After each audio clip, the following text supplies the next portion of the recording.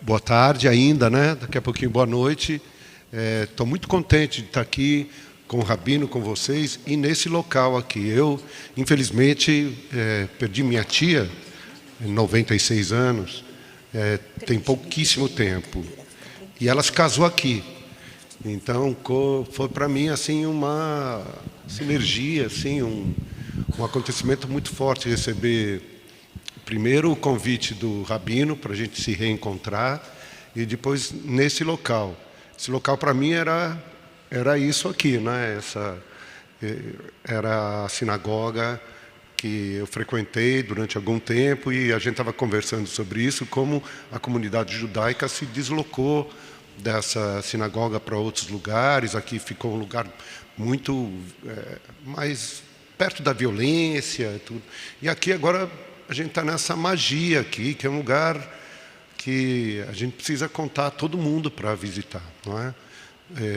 Então, eu estou muito feliz, muito emocionado. E também conversar com o meu rabino aqui é um prazer muito grande. O rabino que está agora morando em Nova York, mais para frente quero saber porque ele nos abandonou, mas eu quero começar a perguntar a história dele, como é que chegou a ser rabino. Boa tarde a todos, a todas, e obrigado, Felipe, por abraçar esse projeto com tão pouca antecedência. Obrigado ao Museu Judaico por nos receber aqui. Serginho, obrigado pelo teu carinho comigo sempre, por ter aceitado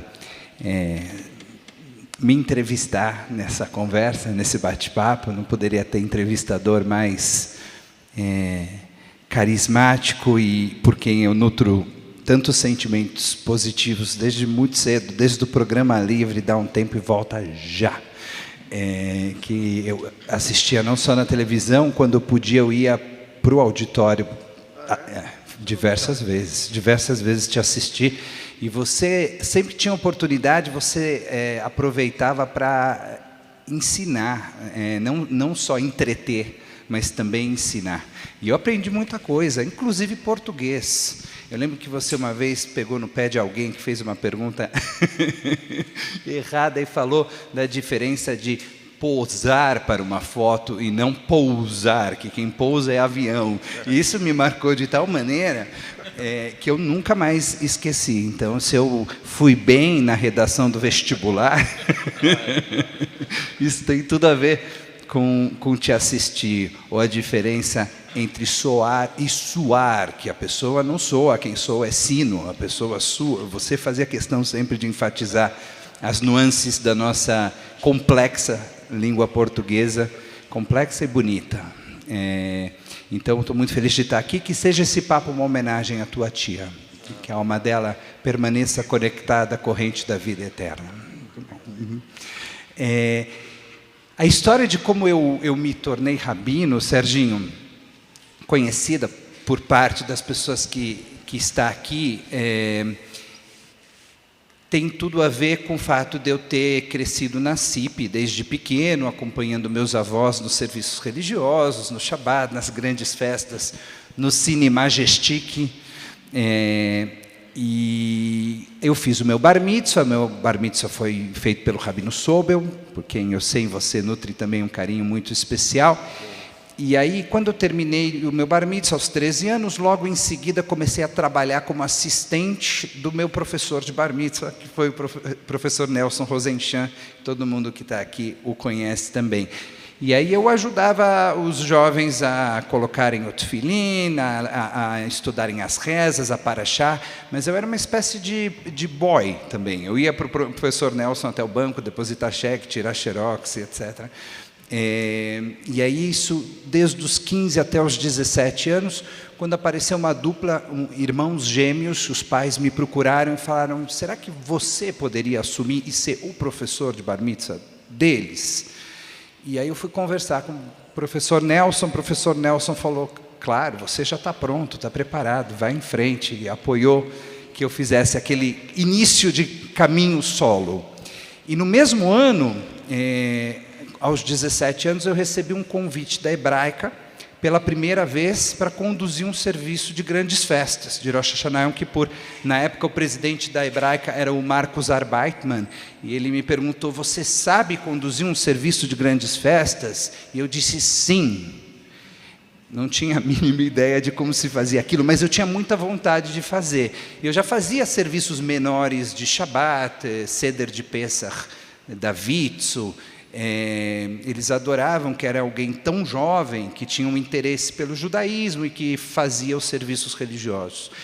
E aí o Hazan, que inclusive faleceu recentemente, Moshe Stern, Zichrono Livracha, ele vinha de Israel para fazer o serviço na Hebraica, e ele teve a delicadeza de vir alguns dias antes e sentar comigo e me instruir, me ensinar, e me dizer: olha, essa reza aqui você não pula de jeito nenhum, mas essa aqui, se a gente estiver atrasado, você pode pular. Essa a gente faz em pé, a gente faz sentado, e tudo que ele falava, eu ia anotando no livro, como um roteiro mesmo, para que eu pudesse fazer a primeira condução das grandes festas. E deu certo, e a partir daí, aos 17 anos, eu nunca mais parei.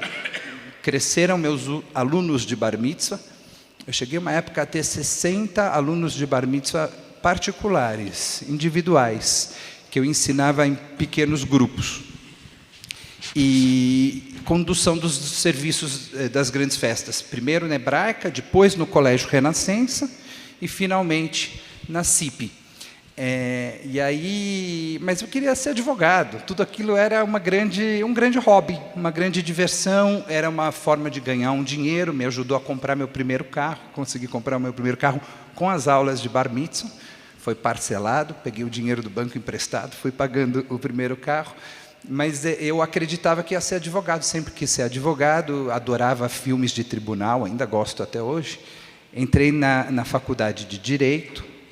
E aí, quando eu estava mais ou menos no 3º ano da São Francisco, eu fui entender que o judaísmo estava tomando uma proporção muito grande, muito bonita na minha vida. E eu me dedicava à faculdade, aquilo que era necessário para passar de ano, para ter as notas, mas não era a mesma paixão, né? Aí eu tive que conversar com a minha mãe, que está sentada aqui, e dizer para ela que ela não ia ter um filho advogado, que para uma mãe judia é um trauma de proporções alarmantes. E ela se sentou numa cadeira, nunca vou me esquecer, e falou: você se forma, depois a gente conversa. E foi o que eu fiz de fato. Eu acabei, tirei o exame da ordem, dei para minha mãe de presente e fui para Jerusalém me preparar para virar rabi. Ah, que ótimo. Os meus pais, eles entenderam que eu deveria procurar o meu caminho. E eu falei: eu quero fazer cinema. Mas falei: não, mas eu quero entender a vida. Então eu vou fazer direito. E entrei na PUC de São Paulo. Fiz 1 ano. Durante esse ano, eu já entendi que eu seria um péssimo advogado, juiz, entendedor das leis. Porque eu queria entender as leis para poder entender a vida. Mas eu vi que o curso era muito técnico para mim. E a PUC é perto do estádio do Pacaembu. Eu estudava à noite e tinha um jogo Corinthians e Ceará. No último exame de Direito Romano. E eu larguei a faculdade e fui ver o jogo. Daí eu entrei em História, na USP, e foi a mesma coisa, larguei. E acabei fazendo jornalismo. Não, eu falo isso porque quando eu converso muito com jovens, adolescentes, sobre os desafios e as pressões que a gente sente em casa, de pai e mãe que querem que a gente se dê bem e tal. Às vezes eles esquecem do prazer que a gente tem que procurar. E conciliando o prazer com o nosso talento, a gente vai ganhar até mais dinheiro do que ser no meu caso, um péssimo advogado, sem prazer, não é? Então, queria só complementar assim. E o Corinthians ganhou? Ganhou no último minuto. Eu não me arrependo nem nada. Assim. Gol do Sicupira. Foi maravilha, assim. Essa é a melhor da história, porque o Corinthians não ganhava nada. E ele foi para uma semifinal, Corinthians e Botafogo no Rio. Eu peguei o avião, fui para lá, eu só tinha dinheiro para a ida do avião. Cheguei lá, o Corinthians perdeu de virada, e eu não sabia como voltar. Peguei uma carona com Gaviões da Fiel. Eles não abriram a boca, tão bravos que eles estavam. E naquela época eles andavam a 200 por hora. Eu falei, eu não vou chegar. Mas, enfim. E aí chegou... Quem estava na CIP naquele momento, como rabino? O Rabino Sobel era o rabino principal da CIP, né? E trabalhava também o Rabino Busquila, de abençoada memória, com quem eu tive também a oportunidade de trabalhar por alguns anos, e que foi também, junto com o Moré Nelson, meu professor de Bar Mitzvah, porque o Rabino Busquila dava aulas de ética judaica, fazia parte do programa do Bar Mitzvah, a gente ter aulas de ética com o Rabino Busquila. Então, o Rabino Sobel celebrou meu Bar Mitzvah, mas o Rabino Busquila foi quem leu a Torá e foi quem me preparou nesse curso de ética. Mas eu vou para Jerusalém para estudar, passo 4 anos morando em Jerusalém, me preparando para virar rabino, com o apoio da CIP, né? A CIP me ajudou a bancar os estudos, porque é muito caro você viver 4 anos em Jerusalém sem a possibilidade de trabalhar, porque o estudo é integral. Então, desde de manhã até a noite eu estava na escola, e depois chegava em casa e ainda precisava me estudar e me preparar para as aulas do dia seguinte. Então, não havia nenhuma possibilidade de trabalhar. Isso tudo era muito custoso.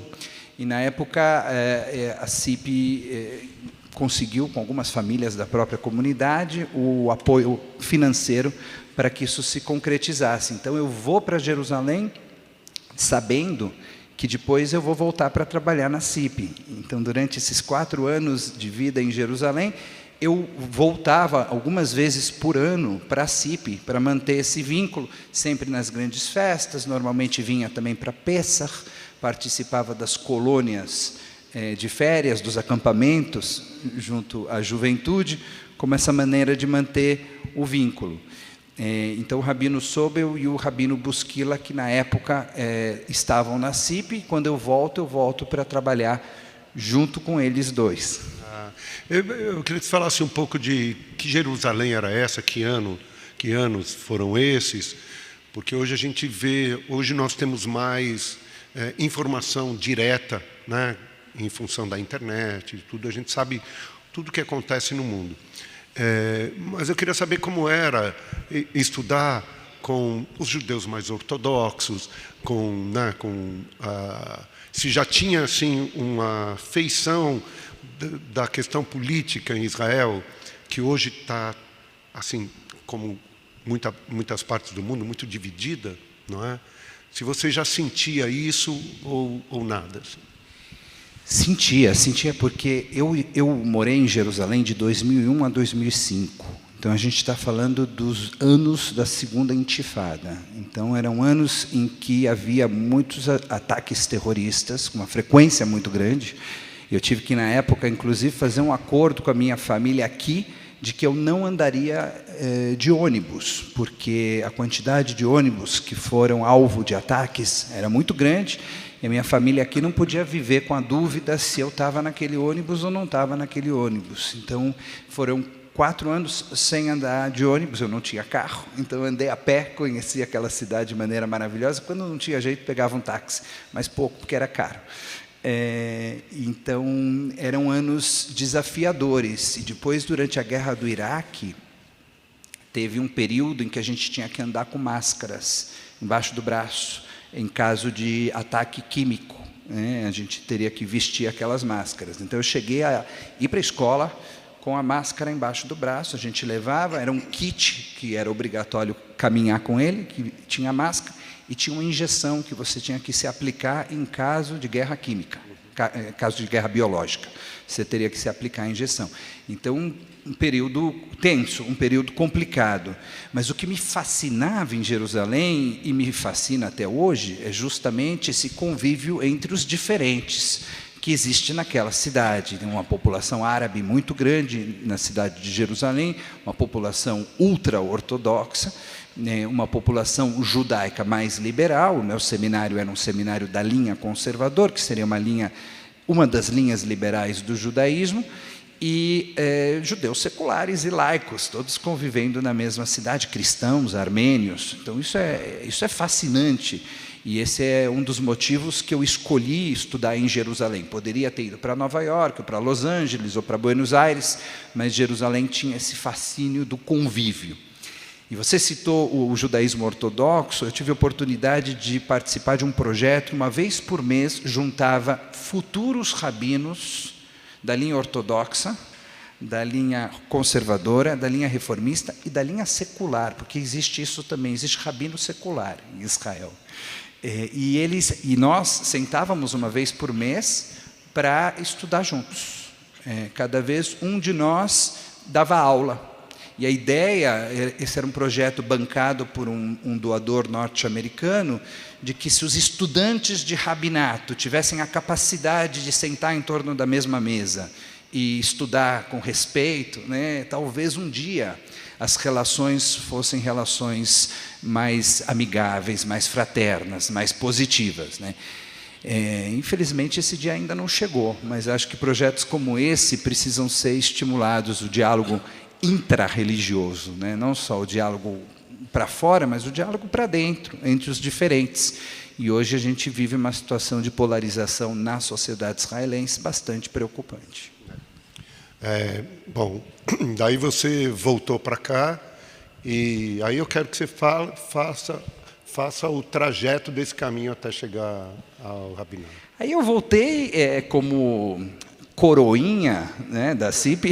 Eu era um rabino muito jovem, inexperiente, mas recebi muito rapidamente o carinho da comunidade, mas estava muito claro que o rabino Sobel era o rabino experiente, sênior, e tinha conquistado aquele espaço dele, mas ele gostava de dizer que um dia, daqui 10 ou 15 anos, o rabino Michel ia sucedê-lo. E ele dizia isso com muito orgulho, me dava presentes em público sempre que ele tinha oportunidade.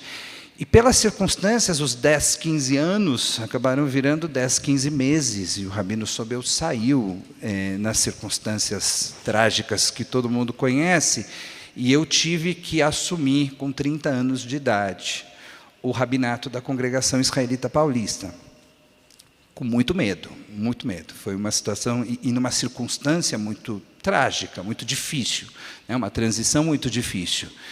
Eu nunca tinha feito terapia até aquele momento. Foi naquele momento que eu procurei o divã, porque eu senti que eu precisava me fortalecer, né? Me conhecer bem e me fortalecer para poder enfrentar algo que eu era muito jovem para enfrentar, mas que as circunstâncias fizeram com que eu estivesse lá.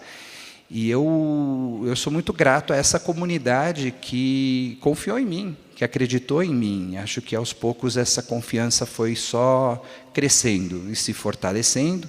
Depois a CIP contratou outros rabinos, e no momento em que eu saí da congregação, a gente vai chegar lá em algum momento, nós já éramos 4 rabinos trabalhando junto, mas por um período, assim que eu saí, eu fiquei sozinho no rabinato da congregação, com uma responsabilidade, mas que também foi uma oportunidade de amadurecimento, de crescimento gigantesca. Tinham noites que eu tinha que fazer 4 ou 5 casamentos, porque eu tinha 1 ou 2 agendados, mas tinha aqueles que o rabino Sobel tinha agendado e, eventualmente, não pôde mais atender e cumprir. Então, foi um período bastante intenso, mas que hoje, superado aquele período, eu guardo ele com muito carinho, né? com tudo que ele gerou, com tudo que aconteceu depois. O Michel sabe, eu tive uma proximidade muito grande com o Sobel, porque quando teve o episódio do Vladimir Herzog, eu lembro de ter ido até a Catedral da Sé, e foi a primeira vez que eu ouvi o o rabino falando, a primeira palavra dele foi morreu um judeu. Aquele jeito, morreu um judeu, não é? O jeito que ele falava. E a partir daí eu fiquei muito assim, espantado e me aproximei aos poucos e nos tornamos amigos assim. E quando meu pai morreu em 2000, eu sozinho, junto com a minha irmã e a minha mãe, falei, o que eu faço? Porque eu não sabia direito os trâmites. Daí eu liguei para ele. Já ele falou, olha, não se preocupa com nada, nada. E aí, realmente, ele fez tudo e no dia do sepultamento do meu pai, a gente saiu com o carro, ele estava na porta do cemitério para abrir a porta, assim, e nós ficamos... Eu fiquei muito ligado afetivamente a ele, além de ter admiração por tudo que ele fez. E eu acho que eu fiz com ele a última entrevista dele. Ele veio dos Estados Unidos, lá perto de Miami, só para entrevista, já bem debilitado, mas falou de tudo, inclusive do episódio tão difícil, não é? Mas eu logo vi em você assim, estamos aí, né? Na sequência, uma sequência muito boa. Desculpa.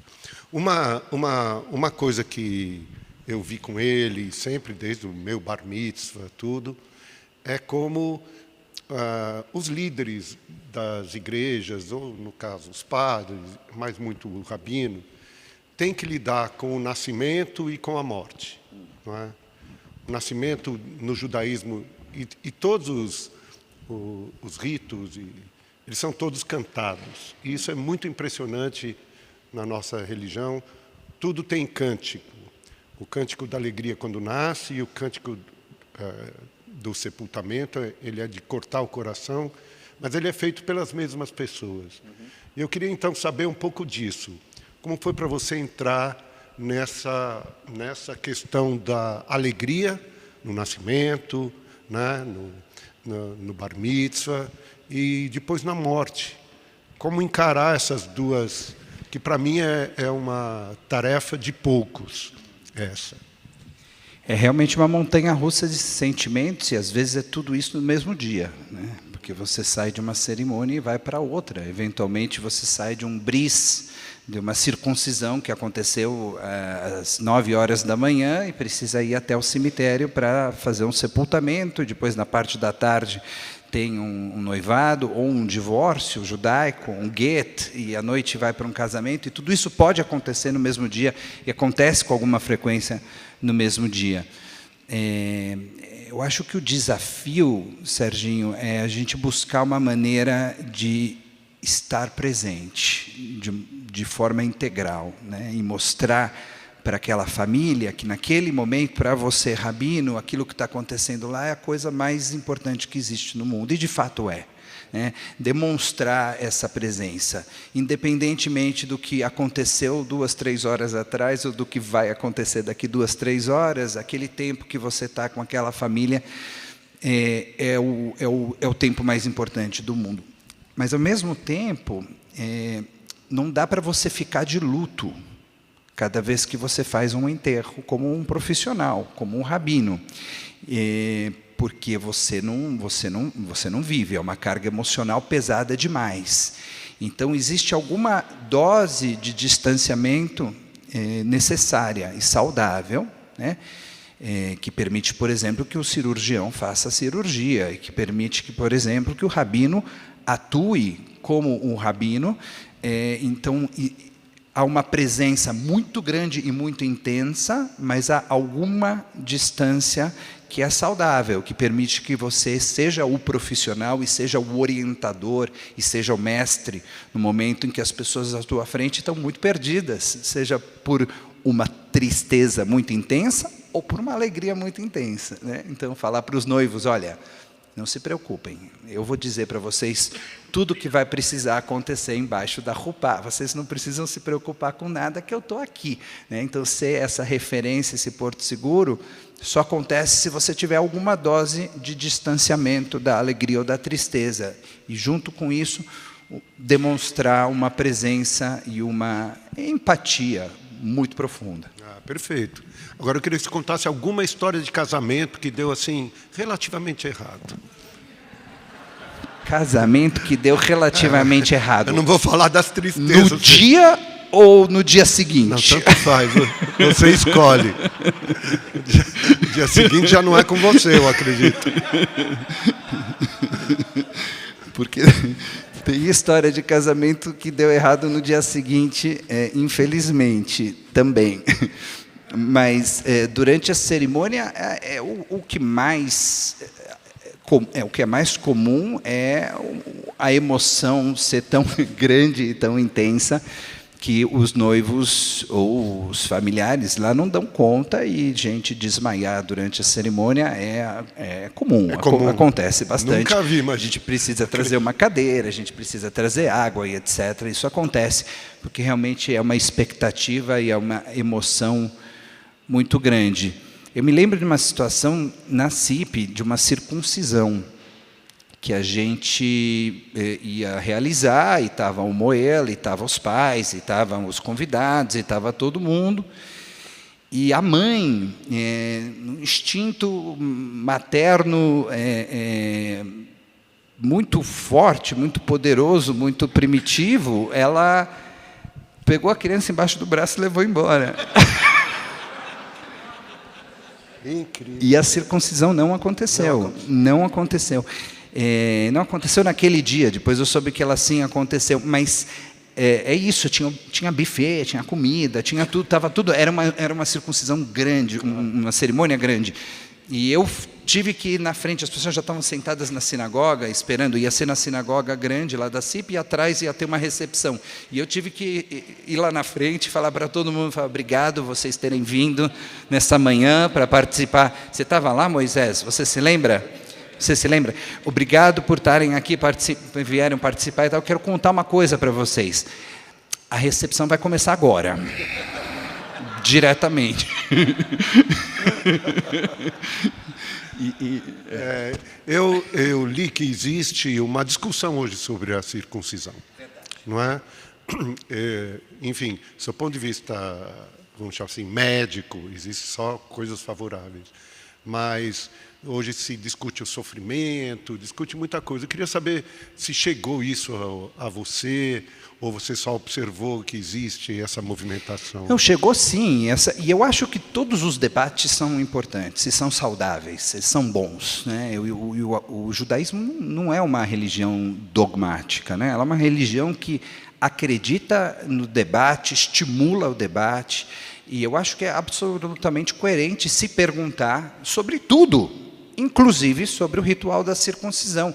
Existem linhas que vão defender a ideia de que você não deveria submeter uma criança tão pequena a um procedimento cirúrgico sem que haja uma doença envolvida, sem que haja uma necessidade do ponto de vista médico, né? E outras pessoas vão defender a ideia de que é um procedimento tão pequeno e com tão poucas consequências negativas que vale a pena fazer porque evita que no futuro haja uma complicação, e aí sim muito maior, que envolveria um procedimento maior. Então o debate existe na ciência e existe dentro da comunidade judaica também, dentro do rabinato também. Então a gente participa desse tipo de conversa, estimula esse tipo de conversa, e vale a pena. Eu vou dar um exemplo parecido. A questão do abate kasher, como você sacrifica o bicho para poder ter uma alimentação judaica ritual, quando foi desenvolvido lá atrás, havia uma crença de que essa era a maneira mais indolor, a maneira mais humana ou humanitária, por assim dizer, de se abater o bicho. Mas o tempo passou e hoje existem técnicas ainda mais indolores do que aquelas. E aí o debate é bem-vindo, por que não? O que nós fazemos, se a técnica, que é a técnica tradicional e milenar, já não se mostra a técnica mais indolor, como um dia foi, né? Você continua batendo o bicho do mesmo jeito, da mesma maneira, ou você procura incorporar na kashrut também o conhecimento científico contemporâneo, aquilo que há de mais novo do ponto de vista do conhecimento. Existe uma linha da kashrut hoje que se chama a eco-kashrut, e que leva em conta não somente o ritual, mas tudo aquilo que gira em torno da responsabilidade socioambiental. E se faz perguntas do tipo: será que os funcionários envolvidos no processo estão sendo pagos? E os impostos estão sendo recolhidos? Será que está havendo reuso da água? Será que o lixo está sendo descartado da forma correta? Será que os animais estão pastando com um espaço mínimo que seja recomendável, e assim por diante? Então, ampliar aquilo que era um olhar somente ritual e ritualístico para um olhar que é socioambiental, né? E tudo isso está acontecendo no mundo judaico, e eu acho que todos os debates, inclusive da circuncisão, é bem-vindo. Acrescentando um último: a cremação é proibida pelo judaísmo, né? A maneira judaica de se despedir de um corpo é enterrando. Mas já existe um debate na comunidade judaica sobre a insustentabilidade do enterro, porque um dia você vai ter muito mais gente enterrada do que gente viva, e a quantidade de espaço que vai precisar para se fazer mais um cemitério e outro cemitério e mais um outro cemitério e outro cemitério, daqui a pouco você não tem onde construir casa, você não tem onde construir parque, você não tem onde construir sinagoga. Então está se pensando maneiras de se lidar com essa questão, e em Jerusalém, por exemplo, eles já autorizaram o enterro, como acontece em cemitérios não judaicos, de um corpo em cima do outro, em situações em que você já não tem mais espaço. Existe uma crença mística de que o dia que o Messias chegar, os mortos vão reviver, e aqueles que forem enterrados em Jerusalém vão estar na primeira classe, né? Vão ser os primeiros a entrarem na cidade velha de Jerusalém. Então existe, principalmente entre a comunidade mais ortodoxa, uma tendência de querer que os mortos sejam enterrados em Jerusalém. Existem corpos que vêm dos Estados Unidos todos os dias para Jerusalém para serem enterrados lá. Como vocês sabem, Israel é pequeno, Jerusalém é menor ainda, e em algum momento isso não se sustenta. Então, todos esses debates sobre a kashrut, sobre a circuncisão, sobre a maneira de enterrar os corpos, são debates contemporâneos da mais elevada importância. E esse museu, acho que é o melhor lugar para esse tipo de conversa acontecer, né? Porque é um museu que tem por objetivo colocar o passado e o presente em diálogo, né, Felipe? Fazer com que esse judaísmo ancestral e milenar seja relevante na medida em que ele continue sendo debatido, em que ele continue sendo pensado, que ele continue sendo confrontado com as questões mais contemporâneas que existem. Muito bem. Você sabe o Yiddish? Muito pouquinho, Abissale. Eu já sei. Um pouquinho de Yiddish. Eu queria saber mais. Meus avós falavam Yiddish. Aqui, que os meus pais veio da Romênia, minha mãe da Polônia, se conheceram, gostaram um do outro, mas não sabiam como conversar, e conversaram com o Yiddish, né? E a minha infância inteira foi o Yiddish, até meus pais aprenderem o português. A gente estava conversando aqui sobre essa preservação, vamos chamar assim, porque é uma língua que está começando a morrer, porque ela era ela é, né, ainda uma língua de conversas de pessoas que não sabiam conversar em outras línguas, não é? Então, eu acho que aqui muita gente sabe o Yiddish, sabe? Levanta a mão, por favor. Só, assim. É pouquíssima gente. 3 pessoas hoje aqui. Eu acho que eu vi a minha professora de Yiddish por aí. Cadê a Ruva? Está lá em cima. A Ruva me deu aula de Yiddish no Colégio Renascença, porque quem estava na classe forte de hebraico, por 1 ano, tinha a opção de estudar o Yiddish com a professora Ruva, que está aqui em cima conosco. Muito bem. Eu sabia o Yiddish, e tinha aula de hebraico, mas não conseguia aprender o C cedilha do hebraico. Bom, então você começou a exercer como rabino aqui, e eu queria que você falasse um pouco. Hoje é uma oportunidade ótima. Saber uma coisa que eu não sinto, mas eu percebo, de como também existem movimentos de pensamentos diferentes em São Paulo, dentro do judaísmo. E a CIP, enfim, ela é quase pioneira em fazer com que homens e mulheres sentem juntos, ou sempre tiveram narizes assim, meio torcidos, não é? Como é conviver esse tipo de pressão da sociedade judaica de São Paulo? Você achou que ia ser fácil, né? Por onde eu começo? Eu acho que a CIP sempre teve esse mandato, né, de ser uma sinagoga de vanguarda, né, uma sinagoga que inaugura discussões e debates e traz práticas novas.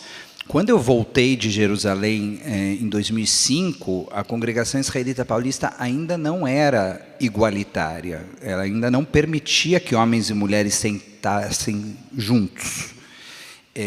As mulheres não podiam ser chamadas à leitura da Torá, colocar o talit e tefilin e tal. Bat mitzvah era sempre uma cerimônia coletiva em que as meninas diziam alguma coisa em grupo, cantavam em grupo. Qual era a consequência disso? Quando você trata as meninas de forma diferenciada, né, e você diz para as meninas, você vai cantar com mais 28 meninas, todo o processo educativo, que é o mais importante, porque o bar mitzvah é só a finalização de um processo educativo. Ele é diferente, né? O menino era levado muito a sério e tinha que estudar bastante para ler um trecho de frases e sentenças, tudo em hebraico e tal. Era muito desafiador, eram muitas horas de dedicação e de estudo, e a menina sabia que ela ia cantar num grupo de 30, e ela falava, ok, se eu falar ou não falar, ninguém vai perceber, vai dar na mesma, né? E às vezes ela voltava para casa e falava, estou super feliz, ganhei um solo. Significa que ela ia dizer 3 palavras sozinha. E aí a gente iniciou esse debate na CIP com a minha volta de Jerusalém, falando, hoje o mundo judaico-liberal, tanto a linha reformista como a linha conservadora, na sua maioria, 100% igualitário. Permite que homens e mulheres tenham as mesmas prerrogativas, os mesmos direitos. Se a pessoa vai ou não fazer, é uma atitude individual. A mulher que não quer colocar talit ou tefilin, tudo ótimo. Não quer subir na Torá, tudo bem. Mas como congregação, você tem que dar oportunidade, tem que dar possibilidade e principalmente ensinar. Ensinar, né? Dar o mesmo refinamento, né? O processo precisa ser rebuscado da mesma forma, da mesma maneira. Complexo e sofisticado. As meninas merecem a mesma sofisticação que os meninos. Essa era a ideia. E aí a gente começou esse debate de forma mais intensa na CIP, e aí a CIP passou a sentar homens e mulheres juntos. Mas quem está aqui e participou dessa história sabe que não foi do dia para a noite, foi um processo de muita discussão, de muito estudo. Primeiro teve uma sessão que era só homens de um lado, só mulheres do outro e misto no meio.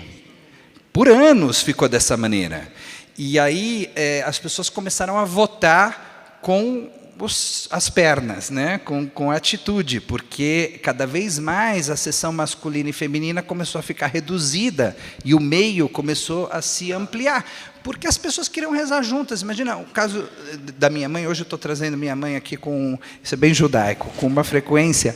Ela tem 3 filhos homens. Se ela vai na sinagoga com os 3 filhos homens, ela tem que rezar sozinha de um lado e os filhos vão rezar do outro lado. Não faz sentido, né? Então, você possibilitar as famílias a permanecerem juntas e a rezarem juntas, né, e a vivenciarem o judaísmo junto, passou a fazer muito sentido. E em Jerusalém eu cheguei a entrar em contato com sinagoga ortodoxa igualitária, que é ainda uma corrente marginal da ortodoxia, mas ela existe nos Estados Unidos e em Israel. Aqui a gente não conhece. Então, na sinagoga que eu frequentei em Jerusalém, homens e mulheres sentavam separados, mas na hora da Torá, da leitura da Torá, se chamava um homem e uma mulher, um homem e uma mulher. Então a Bimá ficava no meio, homens e mulheres, e era uma sinagoga ortodoxa igualitária, porque do ponto de vista da lei judaica, a participação das mulheres é permitida. Deixou de ser um costume em função da estrutura patriarcal da comunidade, deixou de ser um costume que a mulher participasse, mas não há nenhuma proibição no judaísmo. E sabendo disso, algumas congregações, inclusive ortodoxas, optaram por ter uma prática igualitária. Para você ter minyan, 10, o grupo mínimo de 10 pessoas para iniciar uma reza, naquela sinagoga igualitária, ortodoxa, tinha que ter 10 homens e 10 mulheres.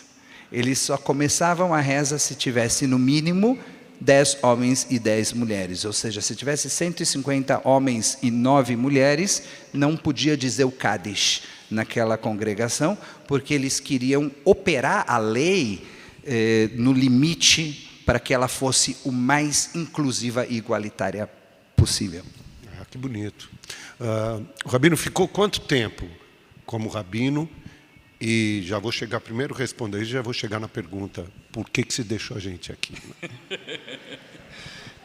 Eu fiquei 16 anos como rabino da CIP, no começo trabalhando com o Rabino Sobel, depois o Rabino Sobel se aposenta e eu continuo na CIP trabalhando durante todo esse período. Antes de ser rabino, eu fui assistente de rabinato, então eu também dava aula de bar mitzvah, eu acompanhava o jovem nas colônias, né, mas como rabino mesmo, eu fiquei 16 anos na CIP. E aí? E aí surgiu a ideia de ampliar um pouco esses horizontes, né, e dar, principalmente para as nossas filhas, a oportunidade de viver em outro país e de aprender outra língua e de um dia, eventualmente, estudar em universidades não só brasileiras, mas ter a opção de estudar em universidades em outros lugares. E aí eu comecei uma conversa com a congregação e dizer para eles, olha, eu sinto que para o meu crescimento, né, profissional e como indivíduo, como ser humano, vai ser importante passar um tempo fora, né? E, obviamente, não foi uma conversa fácil para ninguém. Para mim, esse é um tema sensível, porque eu adoro estar aqui, morro de saudades das pessoas que estão aqui, e que vieram especialmente nessa tarde prestigiar ao museu, a você, Serginho, e também a mim, mas naquele momento se mostrava um movimento importante e correto para a nossa família, né? Para a Juliana, para as meninas e para mim. E aí a gente avisou a CIP que a gente ia interromper naquele momento o trabalho como era feito até então. E eu assinei um contrato de 3 anos com uma sinagoga nos Estados Unidos e já passou metade desse período. 1 ano e meio dos 3 anos já passaram. E aí eu tenho mais 1 ano e meio pela frente em que eu vou permanecer nessa sinagoga, em Long Island, em Nova York, trabalhando como rabino. Agora, eu queria que você, então, falasse um pouco de como você sente o... Eu sei que eu vou parecer fazer uma caricatura, assim, né? O judeu americano. Mas que diferenças você percebe em relação aos que frequentam as sinagogas? Você percebe alguma coisa diferente ou o judeu é judeu em qualquer lugar do mundo? A primeira diferença é que vocês não estão lá. Isso é ruim. Além disso, eu tô ainda descobrindo quais são essas diferenças. 1 ano e meio é ainda pouco para conclusões muito definitivas, mas eu já vejo algumas coisas que impactam de forma diferente. Uma delas é o fato de Nova York ser tão judaica, Nova York é muito judaica.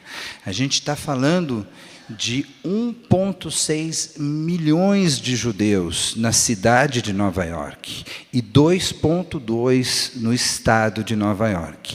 Nova York tem mais judeus do que Tel Aviv e Jerusalém juntas. É a cidade com mais judeus no mundo.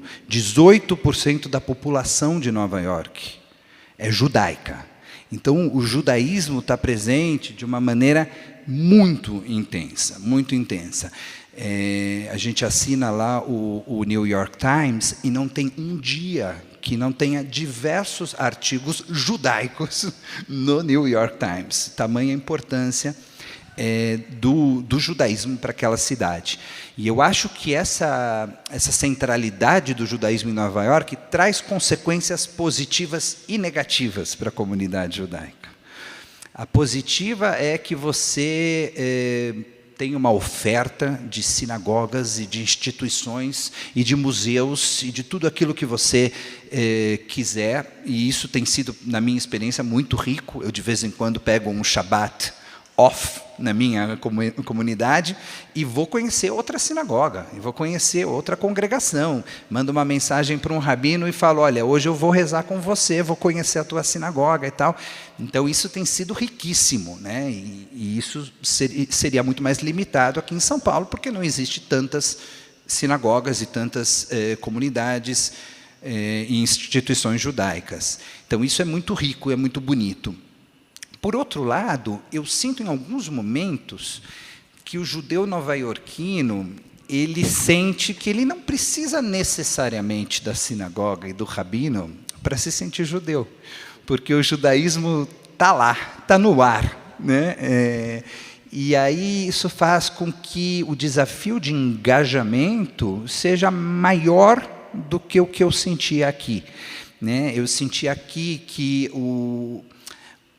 a sinagoga e o rabino têm um papel ainda aqui muito central para a preservação da identidade judaica, e lá em Nova York, pelo fato do judaísmo estar em todo lugar, vai para a sinagoga quem realmente quer, quem realmente se conecta com aquela expressão judaica, porque existem muitas outras expressões judaicas e todas elas estão também disponíveis na cidade de Nova York.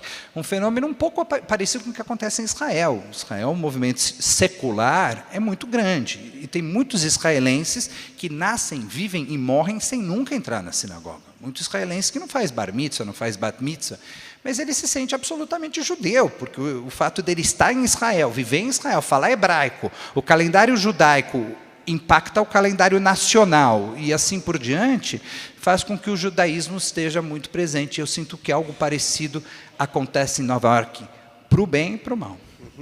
Mas você falou de Nova York, agora, quando a gente pensa na América, nos Estados Unidos, não é? A coisa já não é tão, vamos dizer assim, tão florida, no sentido mesmo na questão mais negativa que você citou.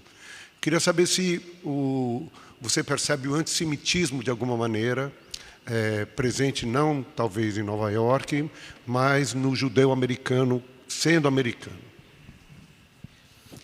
Quando aconteceram 2 atentados terroristas na Argentina, na década de 90, uma preocupação muito grande com a segurança das instituições judaicas começou aqui na América Latina. E foi a partir daí que as instituições passaram a ser muito mais protegidas, e com câmeras e com equipes de segurança e tal.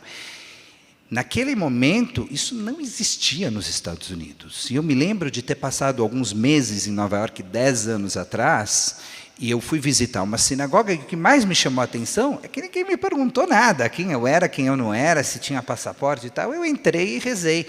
E falei, que maravilha, né, que nos Estados Unidos as instituições judaicas não têm essa preocupação com segurança. Isso acabou. É muito triste, mas acabou.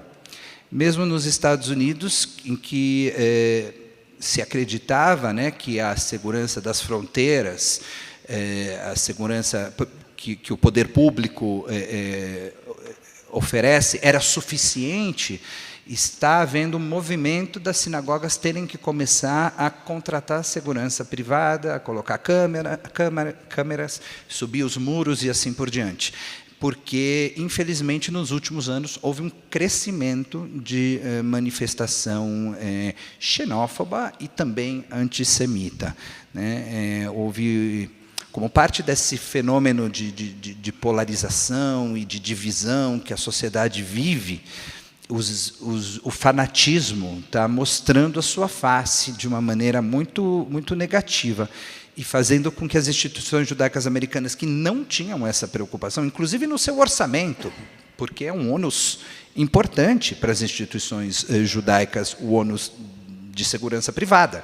Isso não havia nos Estados Unidos até recentemente, mas começa a acontecer, infelizmente. Você percebe lá a questão das fake news, como a gente sente aqui também? Sim, eu acho que os Estados Unidos, pela penetração da tecnologia e das mídias sociais naquela sociedade, né, praticamente tudo que a gente consome aqui de tecnologia nasce nos Estados Unidos, não tudo, mas uma parte importante, o resto vem de Israel ou da China. Aquela sociedade sofre com o fenômeno das fake news, sem dúvida nenhuma, com a dificuldade de separar o que é informação legítima e de qualidade, e crível, daquela informação que tem o objetivo de manipular e de induzir ao erro.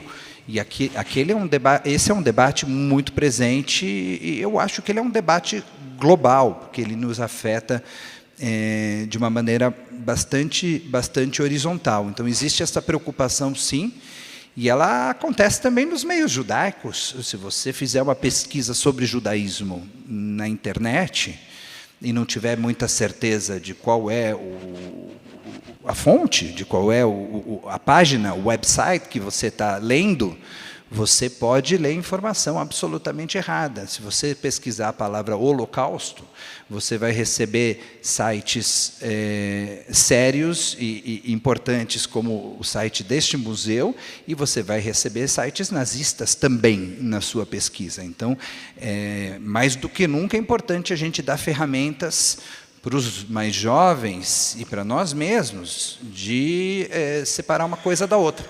Agora, isso requer aprofundamento, né? Então, se você quer uma informação muito imediata, você pode errar. Se você quer fazer uma pesquisa de qualidade, você precisa um pouco mais de tempo, de dedicação, de esforço.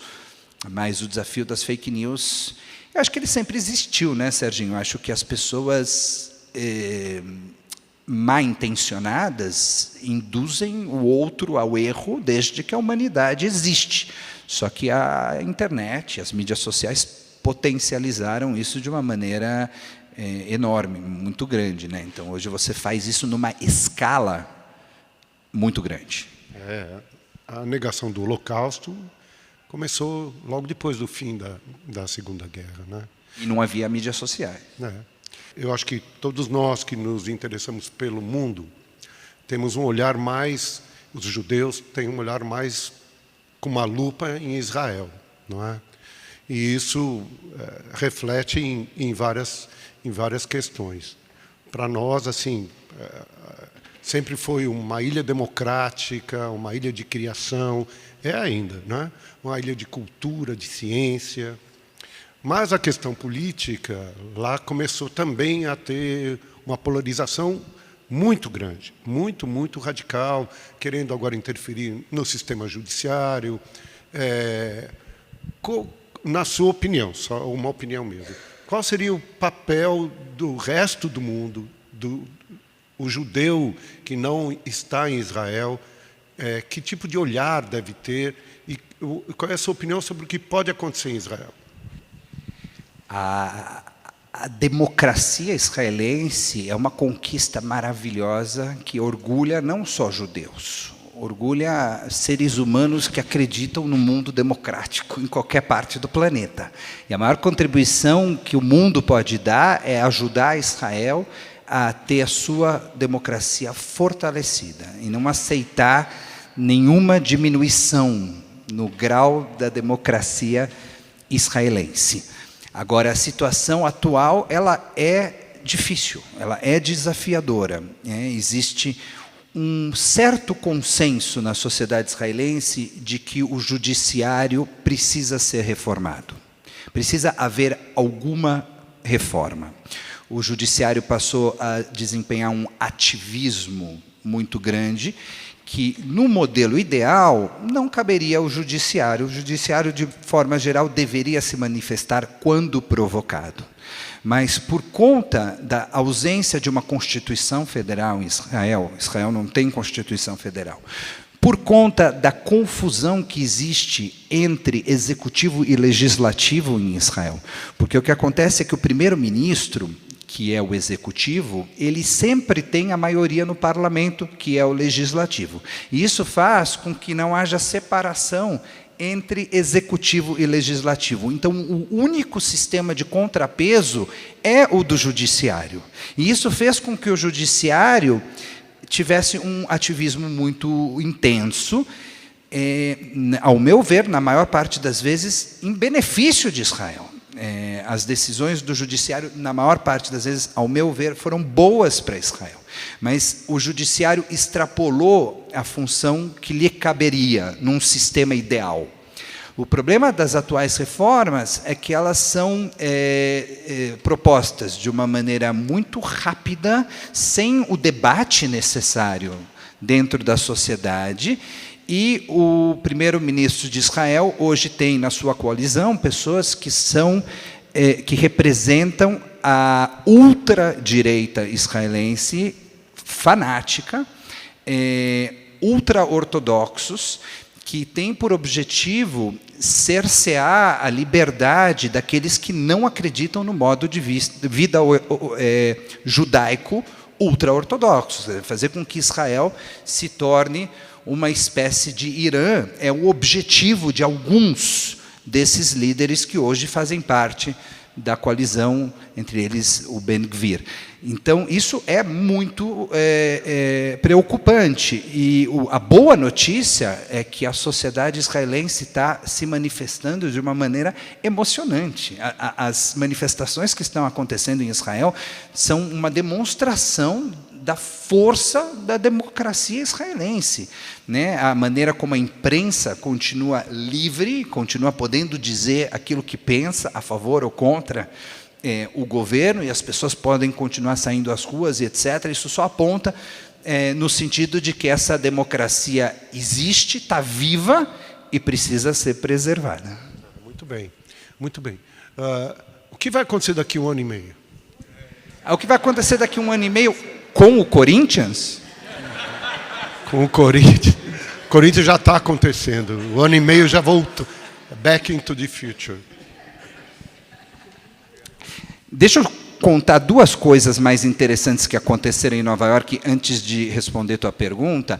Uma delas é o seguinte: eu fui convidado a participar da formação de futuros rabinos. Então, eu estou dando aula no seminário judaico de Nova York para formar novos rabinos. E isso foi algo maravilhoso que aconteceu e que não estava no radar. Quando eu fiz essa mudança para os Estados Unidos e para Nova York, eu não sabia que isso ia acontecer. E a maneira como aconteceu foi até peculiar. A gente estava na nossa sinagoga contratando um estagiário, um aluno de último ano do rabinato, para ajudar a gente, para trabalhar com a gente. Estávamos buscando um estagiário. E eu liguei para o seminário rabínico para contratar um estagiário. E quando eu liguei, a pessoa que me atendeu começou a fazer perguntas sobre mim. Puxa, você estudou direito, interessante e tal. Você trabalhou 16 anos no Brasil e você estudou... Não sei. Uma hora eu falei, mas sou eu que estou contratando, por que você está me fazendo tanta pergunta? Eu falei, não, porque talvez você vai sair dessa conversa também contratado. Porque eles estavam buscando um perfil muito específico, um professor para dar aula de lei judaica, e aí o fato de eu ter a formação em direito e também ser um rabino era algo positivo, mas eles não queriam alguém que fosse só acadêmico, queriam alguém que tivesse uma vivência prática, que tivesse liderado uma sinagoga por muitos anos, para ajudar esses jovens a entenderem não só a lei em teoria, mas como ela se aplica no dia a dia de uma sinagoga, né? Então, eles estavam procurando um perfil muito específico e me fizeram a proposta de trabalhar no seminário, formando uma nova geração de rabinos. Isso é algo que tem me deixado muito feliz e me feito muito satisfeito. E a outra boa notícia que eu queria compartilhar aqui em primeira mão é que, desde que eu cheguei lá, 1 ano e meio atrás, eu estou tentando trazer o trabalho que eu desenvolvi aqui, interreligioso, para lá também, porque eu quero continuar fazendo isso. Para mim é uma parte muito importante do que eu acredito, né, que as religiões têm um potencial muito grande de influenciar o mundo se elas souberem colaborar, se elas souberem trabalhar junto. As diferentes religiões vão conseguir muito mais. A gente, só como judeus, consegue até um certo ponto, mas se a gente se juntar aos cristãos e aos muçulmanos e aos budistas e às religiões de matriz africana e assim por diante, a gente vai conseguir fazer muita coisa legal. E a boa notícia é que, com a ajuda do cardeal daqui, o Dom Odilo, eu consegui marcar uma conversa com o cardeal de lá, com o cardeal de Nova York, que vai acontecer agora no final de maio. Então, no final de maio, pela primeira vez, eu vou ter a oportunidade de me encontrar com o cardeal de Nova York para justamente começar a me envolver nesse trabalho interreligioso também lá nos Estados Unidos. Acho que com isso eu respondi tudo. Muito obrigado. Não estamos satisfeitos com a resposta. Não, eu sinceramente não sei o que vai acontecer. Eu tenho... essa sinagoga está feliz comigo e com o meu trabalho, então eles já disseram que gostariam de estender o meu contrato para além desses 3 anos, então eles gostariam que eu ficasse mais anos com eles. Pelo fato de eu estar nos Estados Unidos, todos os anos abrem muitas vagas para rabinos, né?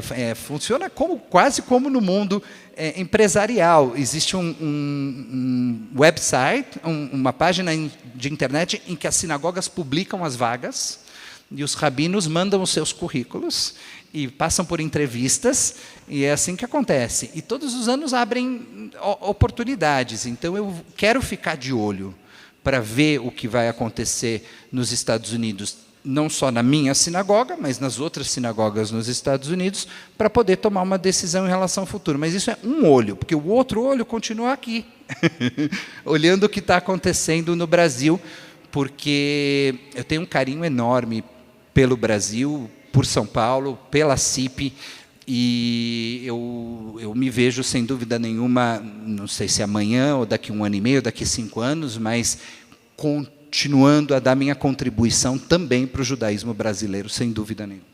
Que muito bom, muito bom. Então, eu queria agradecer o convite feito por você. Poder estar aqui nesse lugar, para mim, é muito importante.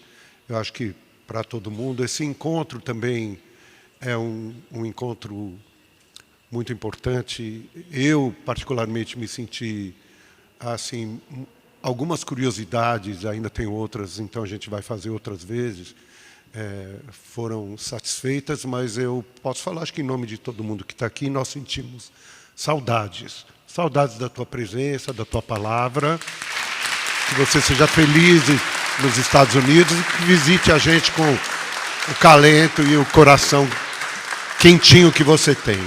E muito obrigado a vocês que vieram hoje aqui.